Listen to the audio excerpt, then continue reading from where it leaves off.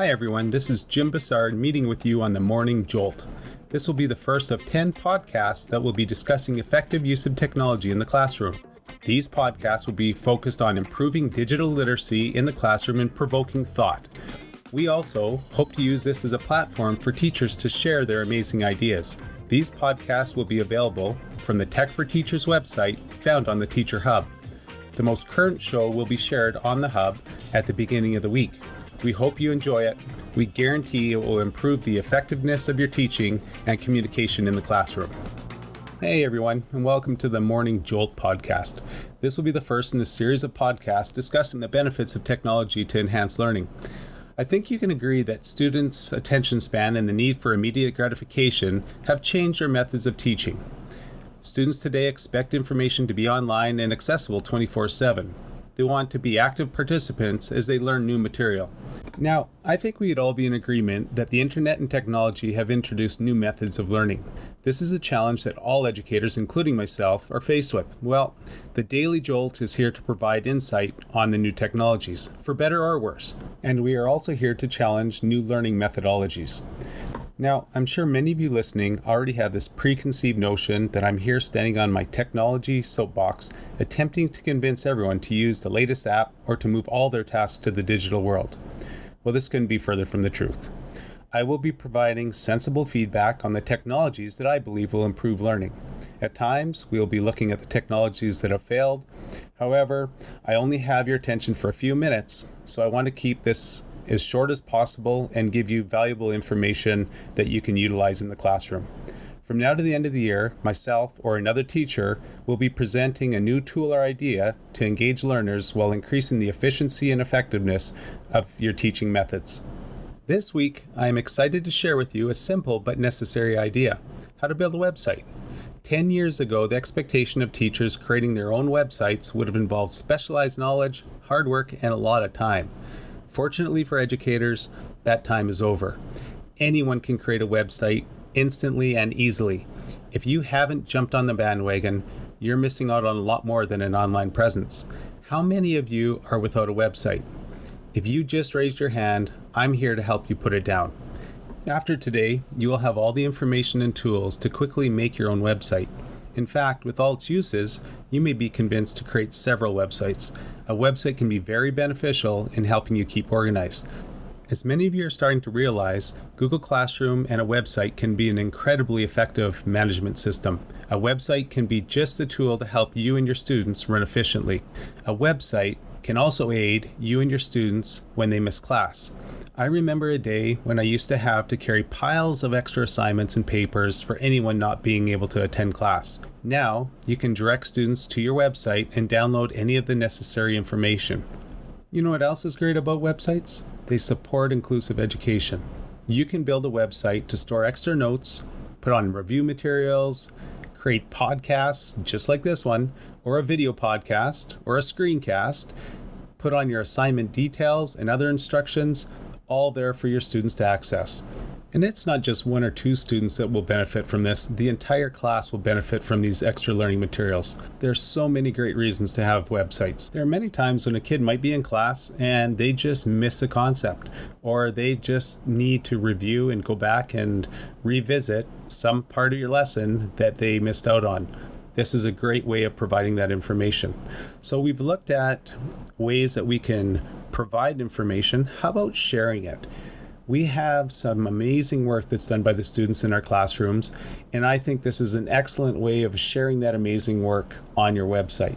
It could contain photos of creative work, models, exemplars, or even an announcement of a major success that's happened in the classroom. Websites are one of the greatest platforms we have to show parents, grandparents, and the community all the great things that are happening in our school.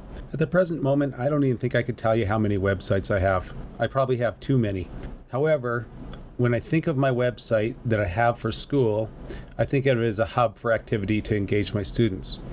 And I can assure you, once you get started, every teacher is going to have a different purpose for their website. And it really does depend on a lot of variables. It depends on the curriculum you're teaching, the students that are in your classroom. You might find it beneficial to link a class to a Twitter account. Possibly it's made for blogs. or you might want to link it to other engaging websites. All I know is once you have this created and you have this hub that you can work off of, you can launch it in many different directions, and it's a great place for students to access information, and they know that they have the confidence that if they've missed something, they can go to that site and it will be there for them. Another great reason to create a website, it's going to make your confidence go up. Once you make a website, even if it's a simple one, now you have another option. Now you have the confidence to have students create websites in your classroom. This is going to provide an excellent structure to hold their portfolios. Students love and are very proud of their portfolios. They can save their projects, reflections, and papers all in one space. This is an excellent method to provide a linear progression of a student's growth. You can see from the time that they come into your class to the time they leave the progress that they've made. So I've essentially given you 3 different reasons for creating a website. The first reason is to give information. This is the most traditional method for providing a website.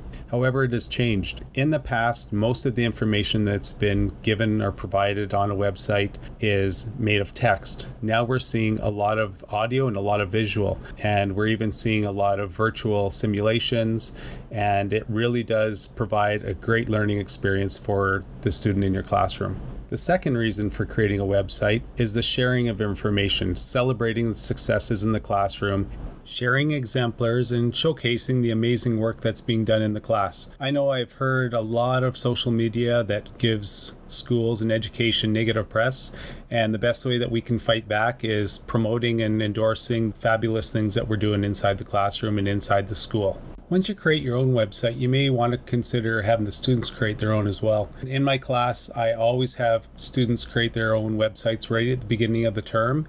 And in some of my classes, we use an abundance of material, and in other classes, very little goes in. But I have found that it's an amazing way to structure and set up a portfolio. Students love and are very proud of their portfolios. In essence, the students can basically use their website as a hard drive, but instead of having all the files and all the folders stored away where you have to open them one at a time, you can now go to the website, go to the pages. It's organized in a systematic manner, and it also provides links to other digital content that may have been created on the web. I hope one of the ideas that I've shared has sparked you to go, hey, I need to create a website. That's exactly what I need it for. But you'll notice that today, more than ever, it's so easy to develop a website. You can include photos, videos, links, interactive games. So it's really open to what you want to do with your website. And there is a purpose and a reason for every class in our school to design one. So the big question is, what is the best website building tool to use for your website if you're building one for your classroom? Well, there's lots of them out there, but I'm going to go through a few that are my favorites, and they're all very easy to use. They're all intuitive, and I couldn't really pick one or the other. They all have a purpose, and here we go. My first 2 favorites are Wix and Weebly. They're incredibly easy to use, and the students can create free websites. Their interface is drag and drop, and it'll probably take less than 10 minutes for you to complete and make a basic website. They both include 70 or more professional designs or templates, and what this allows you to do is it lets you see a preview of what the page is going to look like, which includes pictures, videos, documents, photo galleries, Google Maps. So it's a really nice visual to give you a feel of what you're going to be creating.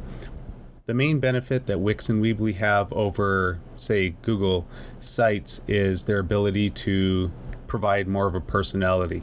You can choose more fonts, you can choose more designs, you can choose more layouts, and you can really personalize the feel of the website that you're creating. Another favorite of mine is the new Google Sites. It's another easy drag and drop website builder, and the major benefits with this is obviously the tight integration with G Suite. Another benefit is the ability to have teachers and students collaborate on a website.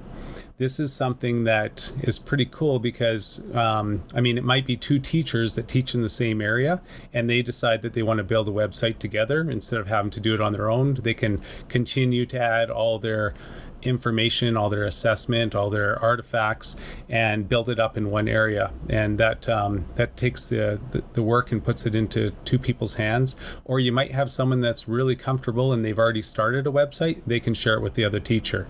So the same thing can happen with students. You can create an assignment where students are working together, creating a website, and the website might be providing a bunch of information on a topic that's happening in the class. It could be on history, it could be on science, it could be a culmination of writing artifacts, but it's a really nice way to organize and provide a nice appearance and a nice way of displaying information that's happening in the classroom.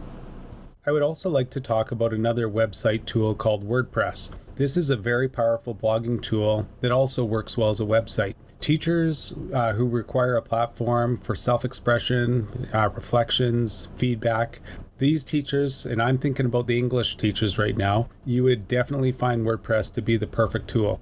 So if I was to give you some advice at this time, I would probably advise most of you, especially if you're beginners, to jump in and start using Google Sites.